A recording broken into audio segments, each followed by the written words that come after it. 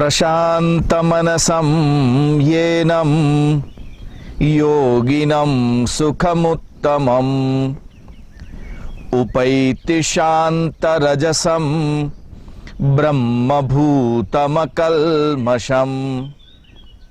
क्योंकि जिसका मन अच्छी प्रकार शांत है और जो पाप से रहित है और जिसका रजोगुण शांत हो गया है, ऐसे इस सच्चिदानंद घन ब्रह्म के साथ एक ही भाव हुए योगी को अति उत्तम आनंद प्राप्त होता है।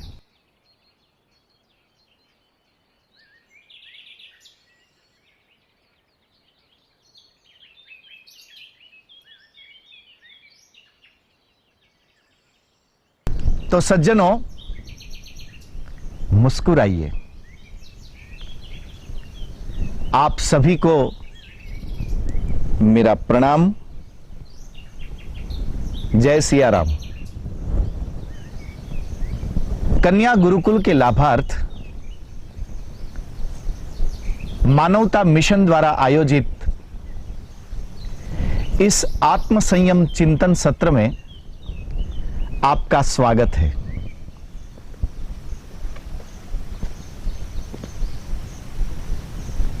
सज्जनों, पूर्व में हमारी एक चर्चा हुई थी जिसमें भगवान श्री कृष्ण कह रहे थे कि योग सुख के लिए उपाय नहीं है। जिसे हम सुख के नाम से जानते हैं वह योग की बाई प्रोडक्ट हो सकती है, किंतु योग का अंतिम छोर, योग की उपलब्धि ये सुख नहीं अपितु आनंद है। इस मंत्र के विषय में गत सत्र में सफलता के विषय में, व्यक्तित्व के विषय में इसी मंत्र का अर्थ हमने समझने का प्रयत्न किया।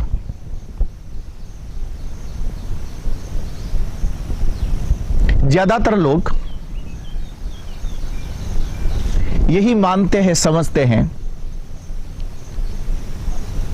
कि सारी समस्याओं की जड़ ये दुख है। इस दुख को काटने का कोई उचित उपाय करना पड़ेगा।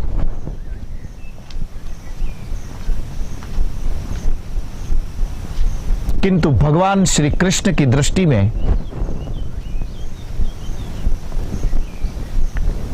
हमारी जितनी भी समस्याएं हैं, हमारी जो तकलीफें हैं, उन समस्याओं की जड़ सुख की वासना है। आज हमने सुख के लिए यात्रा आरंभ की, इसी के साथ हमने दुख को आमंत्रण दे दिया और इसीलिए भगवान श्री कृष्ण ये सुख और दुख का जो द्वंद्व है, इस द्वंद्व से परे आनंद की यात्रा के लिए, आनंद की उपलब्धि के लिए, आनंद की अवस्था में स्थिर होने के लिए बात करते हैं।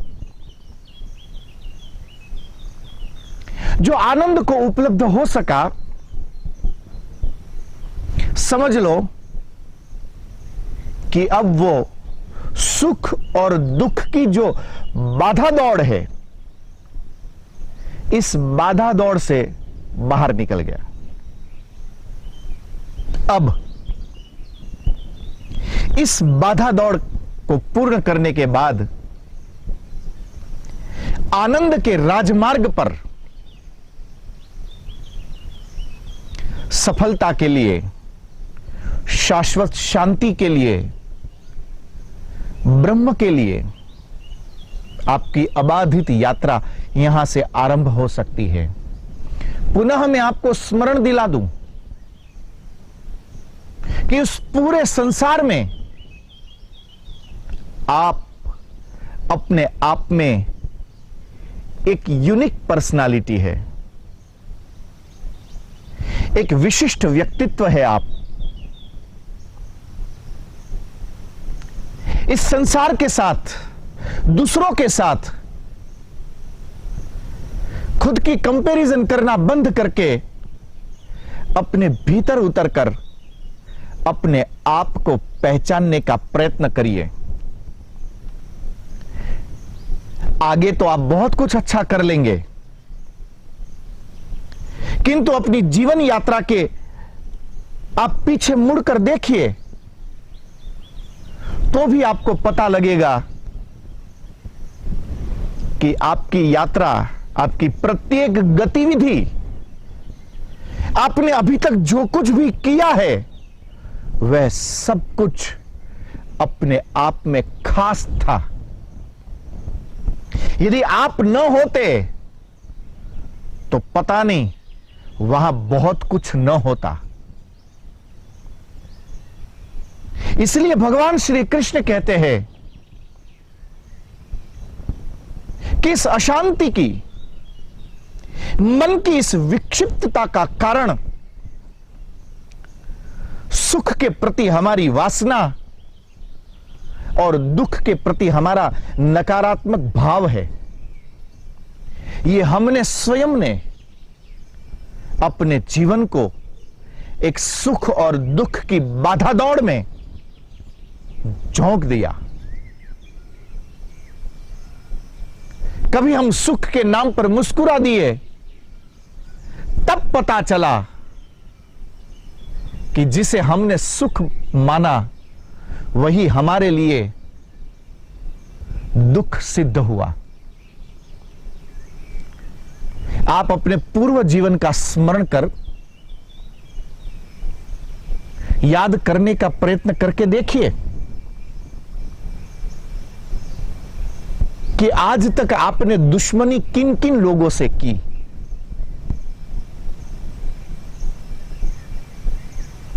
ज्यादातर आपके मन में उन लोगों के लिए नकारात्मक भाव आए जिनसे एक दिन आपको प्यार हुआ था। जिस दिन आपने प्यार किया उसी दिन आपने शत्रुता के लिए बीज बो दिए थे। जिस दिन आपने मित्रता के लिए पैगाम दिया उसी दिन, उसी पैगाम में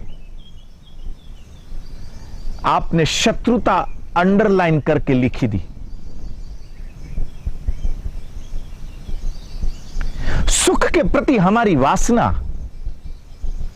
सुख का यह हमारा आकर्षण,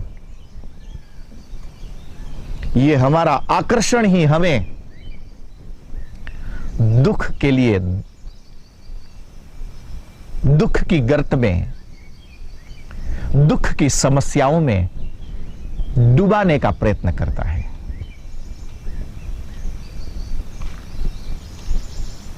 भगवान श्री कृष्ण कहते हैं, हमारे उपनिषद कहते हैं, हमारे महर्षि पतंजलि कहते हैं,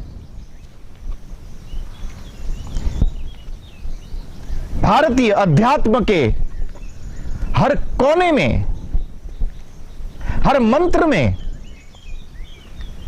आपको यह आनंद का प्रकाश मिलता रहेगा। क्योंकि यह आनंद एकमात्र विधा है जो आपको इस बाधाओं से परे उठाकर आपकी एक अबाधित यात्रा को संपन्न करवा सके।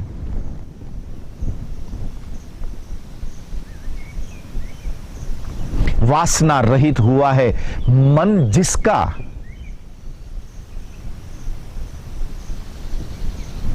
सुख की वासनाओं को जिसने छोड़ने का अब मन बना लिया है, क्यों? क्योंकि हमारा व्यक्तित्व, आपका व्यक्तित्व बहुत महत्वपूर्ण व्यक्तित्व है। आपका यह अस्तित्व संसार के लिए बहुत महत्वपूर्ण है।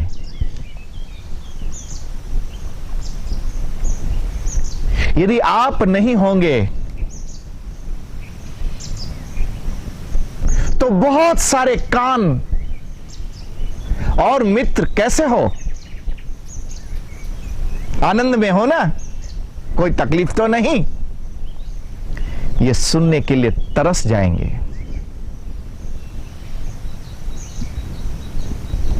आपकी संतानों के कान वो शब्द सुनने के लिए तरस जाएंगे कि बेटा ऐसा क्यों करते हो, यह हमें शोभा नहीं देता है, आज से ध्यान रखना, आप ऐसा नहीं करना, ध्यान से काम किया करो, ध्यान से चलो, ठीक से करो, समझदारी से करो।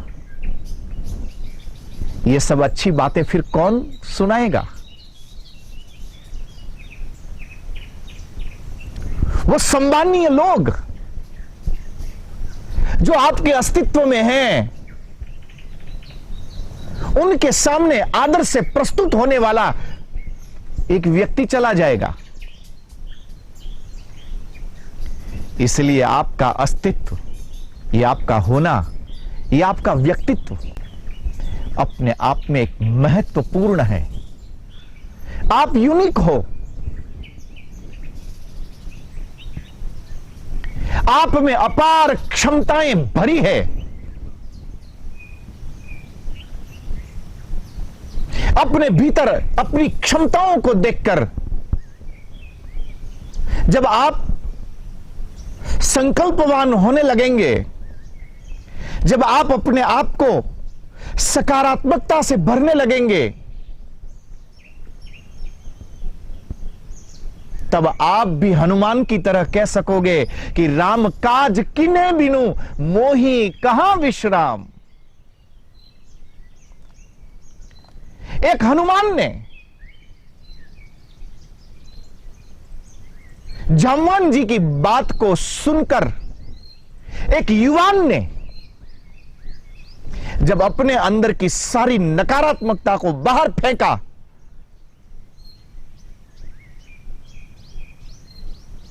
तो कितनी शक्तियों से वो युवान भर गया। सत जोजन ते ही आनन किन्ना, अति लघु रूप पवन सुत लीना। अब क्या अणिमा, क्या लघिमा, क्या गरिमा, सारी शक्तियों के प्रति जिसका प्रभुत्व है, एक ऐसा युवान पूर्ण ऊर्जा से, पूर्ण सकारात्मकता से भरा एक व्यक्तित्व, वही व्यक्तित्व, वही सकारात्मकता, वही ऊर्जा आपके भीतर भी है। बस एक बार अपने आप को दूसरों के साथ हो रही कंपैरिजन से बाहर लाकर अपने भीतर अपनी क्षमताओं को देखना है कि मैं आज क्या कर सकता हूं। मैं ऐसे बहुत लोगों को जानता हूं, आप उनके सामने कोई भी अच्छा विचार रखो ना, पहली नकारात्मक बात रख देंगे। फिर जब उनको महसूस हो कि मैंने गलत नकारात्मक बात रख दी, तो फिर बिना शर्माए बोलते हैं, कहते हैं मैं तो आपकी भलाई के लिए बोल रहा हूं। अपनी क्षमताओं को पहचानना। किंतु जब हम अपनी क्षमताओं को पहचानने के लिए अपने भीतर नजर डालते हैं, तब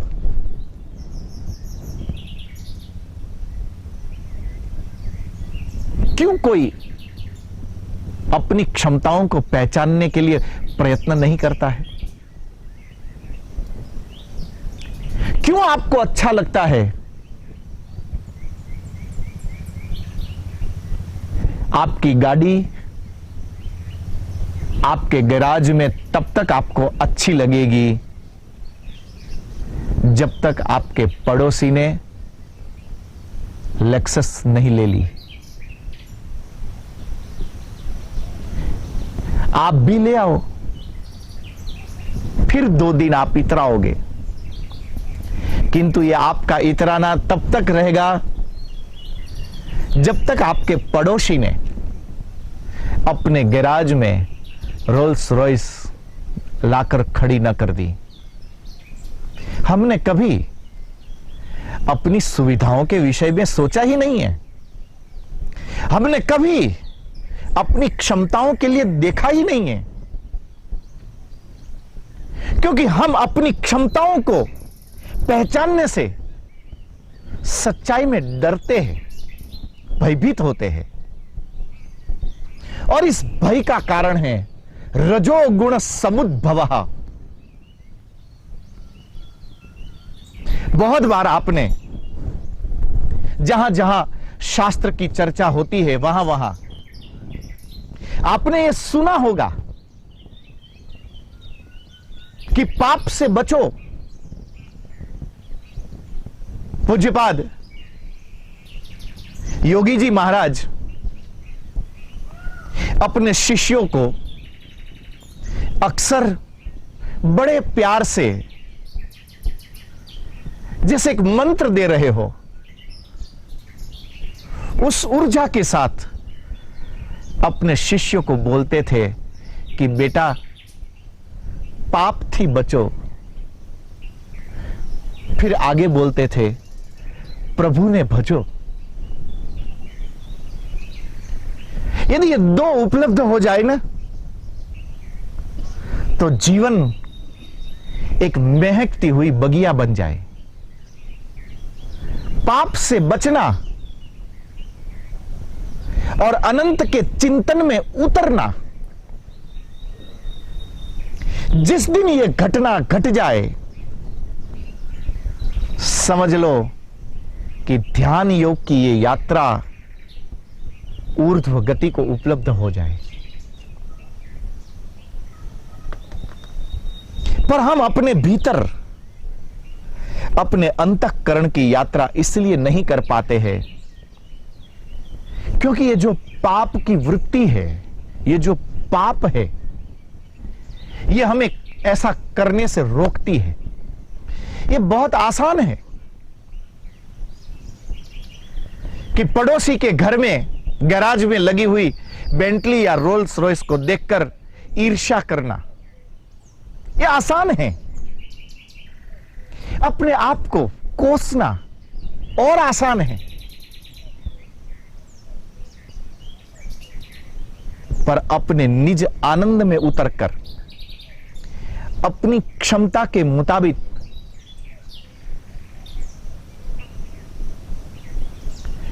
अपनी छोटी सी गाड़ी में बैठकर रोज काम पे जाने का भी उतना ही आनंद है। सुख की ये वासना इसलिए दुख के लिए आमंत्रण है क्योंकि यही सुख की वासना हमें पाप के लिए प्रवृत्त करती है। ये सुख को प्राप्त करने की ये जो हमारे अंदर की जो इच्छाएं हैं, यही हमें पाप के लिए प्रवृत्त करती है। और इसलिए यहां पर भगवान श्री कृष्ण कहते हैं कि प्रशांत मनसम ये न, जिसका मन शांत हुआ है, पाप से रहित हुआ है।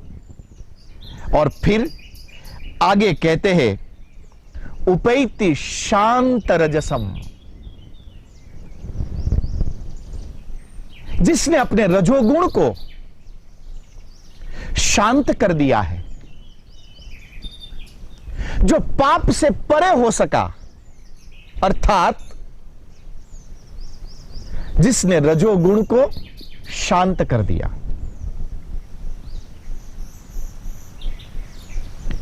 हमने अनेकों व्याख्यानों में,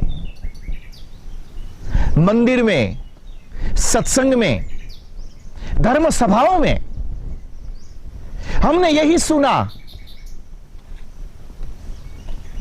कि पाप से बचना चाहिए, पाप ठीक नहीं है। किंतु सच्चाई यह है कि हम पाप में प्रवृत्त रहते हैं।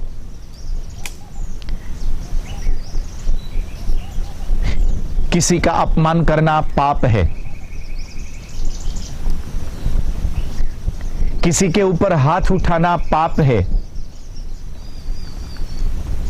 किसी की संपत्ति पर अधिकार जमा लेना पाप है, किसी को प्रताड़ित करना पाप है। ऐसे गिनते जाओगे तो लिस्ट इतना लंबा हो जाएगा कि जब मौका होगा तब याद ही नहीं आएगा कि यह पाप है कि नहीं है। इसके लिए साथ में एक व्यक्ति को रखना पड़ेगा, मुनिम को, कि जो बुक में देखकर आपको कह सके कि महाराज पाप हो रहा है, ताकि आप वापस आ सको। यह पाप, ये जो पाप जिस नाम से हम जानते हैं, ये पाप भी युग युग में अपना रूप बदलता रहता है। प्रत्येक समाज का पाप का एक अपना प्रारूप है।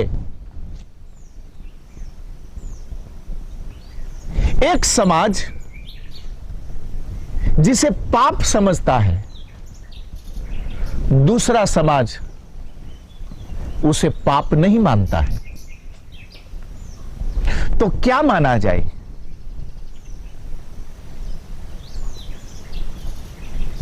गाय की पूजा करना पुण्य माना जाए,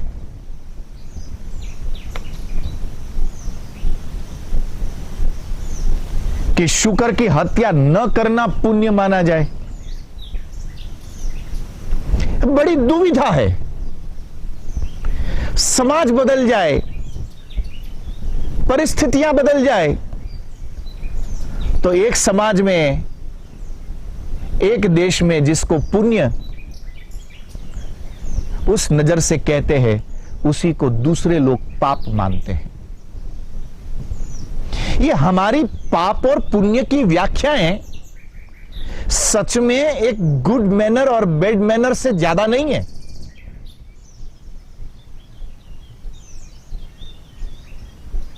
एक देश में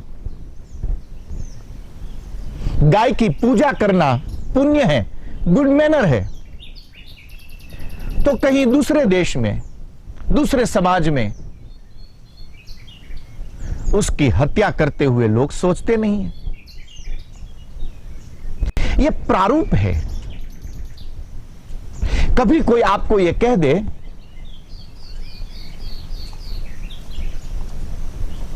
कि अंगूठी पाप है, किंतु ये जो आपने गले में चैन पहनी है वो पुण्य है।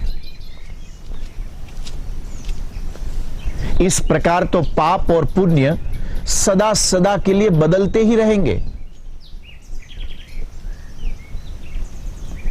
पाप का मूल आधार रजोगुण है।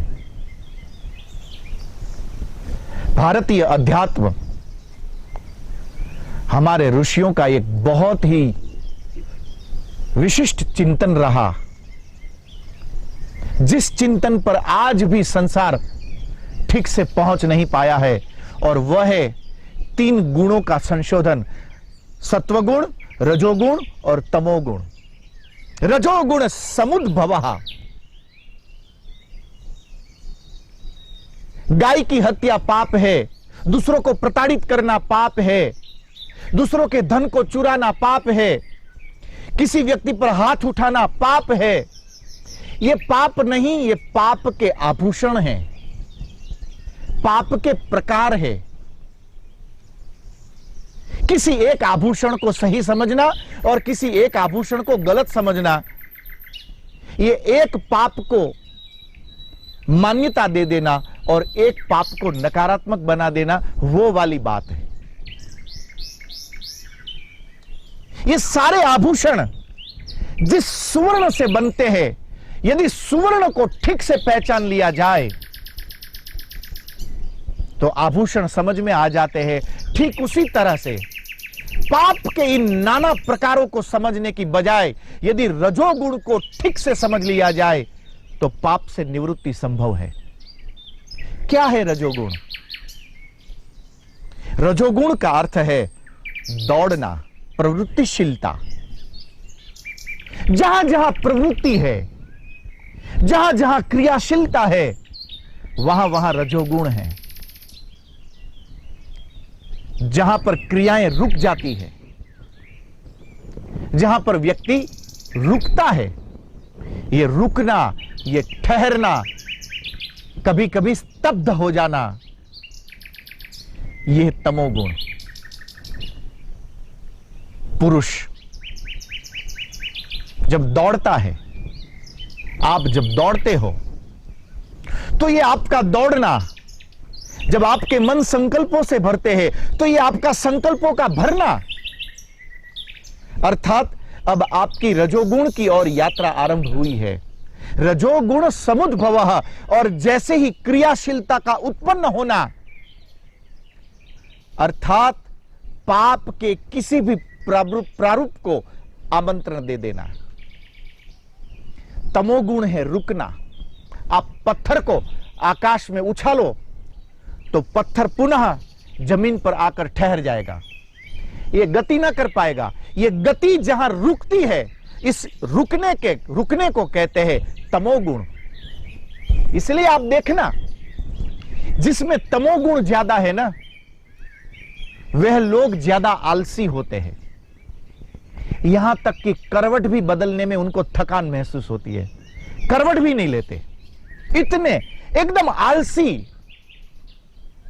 जब तमोगुण मन में हावी होता है तब आलस पैदा होती है। जब रजोगुण मन के ऊपर हावी होता है तब दौड़ने का मन करता है, कुछ करने का मन करता है, कुछ पाने का मन करता है।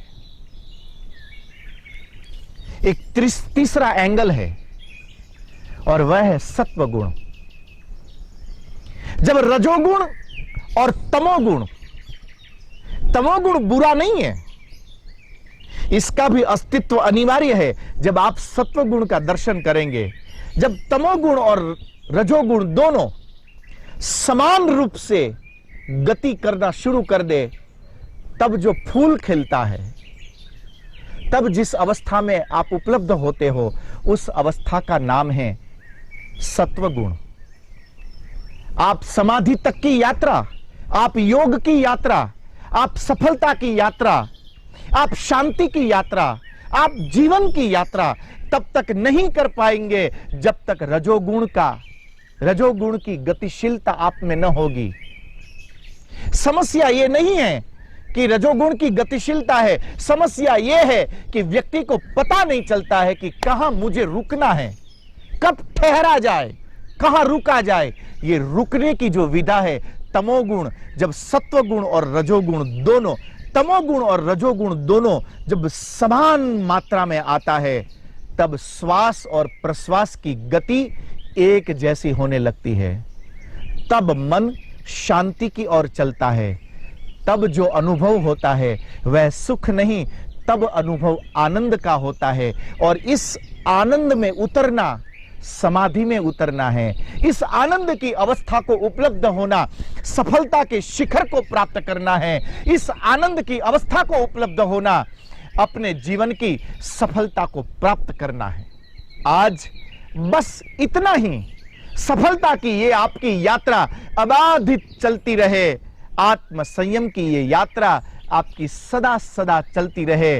आप आनंद के इस महासागर में यात्रा कर सको, इसी शुभकामना के साथ पुनः आपसे मिलने की आशा के साथ आप सभी को मेरा प्रणाम।